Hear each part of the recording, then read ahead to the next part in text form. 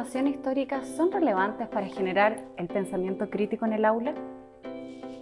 Un proyecto Fondesit Iniciación de la Universidad Autónoma de Chile en Talca aborda cómo se construyen las relaciones entre las personas y la participación, convivencias, procesos y elementos de contexto, trabajando con docentes de formación inicial en 3 países de Iberoamérica: Chile, Colombia y España. Soy Constanza Valenzuela, periodista de la Universidad Autónoma de Chile, y hoy conversaremos con el doctor Fernando Godoy, académico de la Facultad de Educación. Él es adjudicatario del proyecto Fondesit Inicial, la utilización de fuentes de información histórica, una propuesta didáctica para el desarrollo de la literacidad crítica en el aula escolar, un estudio de caso con docentes de formación inicial en 3 países iberoamericanos. Muy buenas tardes, doctor Godoy. Buenas tardes, Constanza, gracias por la invitación. Muchas gracias a usted por acompañarnos. Lo primero que queremos saber es cómo nace y cuál es el objetivo principal de este proyecto. Sí, esa es una buena pregunta. Este proyecto, te diría que nace de una necesidad. Nace de una necesidad de resignificar la enseñanza de la historia, particularmente en el aula, que es una asignatura, pudiésemos decir así, que genera ciertos anticuerpos en los estudiantes, y darle un significado en los tiempos que vivimos. Ya no podemos seguir enseñando una historia centrada en los grandes personajes de corte positivista.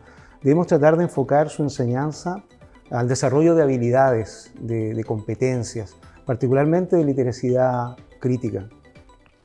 Las fuentes de información histórica son el recurso más utilizado por docentes, eso lo muestra la investigación, pero se utilizan fundamentalmente para extraer contenido y no para desarrollar habilidades. Y hoy día el currículum nacional en Chile, en el mundo, programa Habilidades del siglo XXI, promueve que los estudiantes desarrollen habilidades de interpretar información.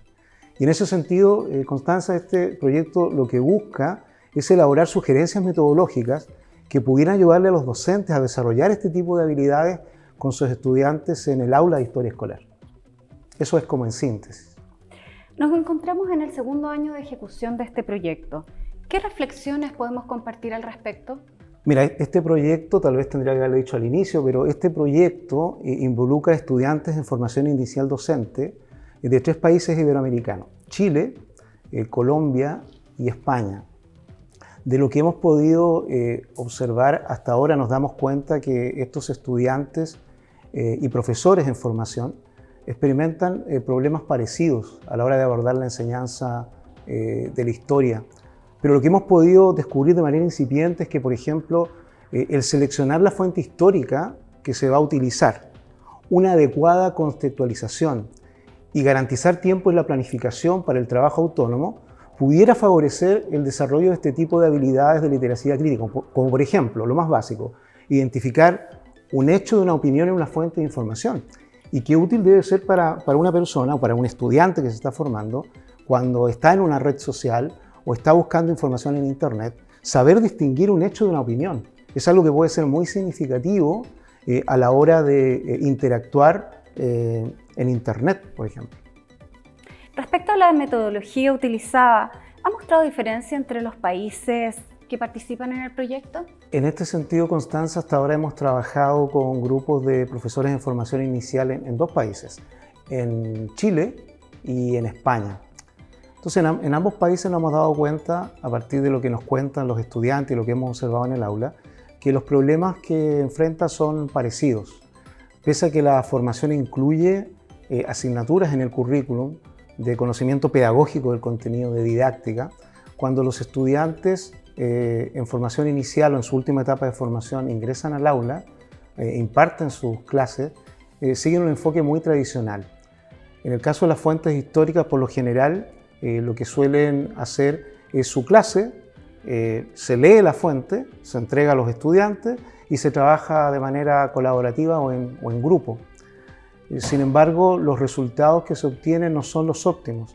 En este caso, cuando trabajamos con la metodología de investigación-acción en ambos países, nos dimos cuenta que la selección adecuada de una fuente, por ejemplo, una fuente primaria contextualizada, utilizada desde la perspectiva de los que viven la historia, de las personas comunes, de los niños, de las mujeres, que escriben cartas en ciertos periodos, gente que participa en eventos que pudiésemos considerar históricos, nos muestran que mejora la competencia para identificar hechos de opiniones en esas fuentes. Lo mismo pasa con la contextualización. Una buena contextualización ayuda en la identificación de hechos de opiniones, incluso en algunos casos los estudiantes son capaces de identificar la intencionalidad que hay detrás de la fuente. No obstante, esto no es automático porque cada contexto es diferente. Por ejemplo, en Chile y España aplicamos ejercicios a los estudiantes con fuentes históricas. Fuimos notando mejora al incorporar selección de fuente y contextualización, pero en España no nos ocurrió lo mismo con los estudiantes de allí. No hubo variación, por ejemplo, entre el primer y segundo ejercicio. Es la misma cantidad de estudiantes la que identifica hechos de opiniones en las fuentes.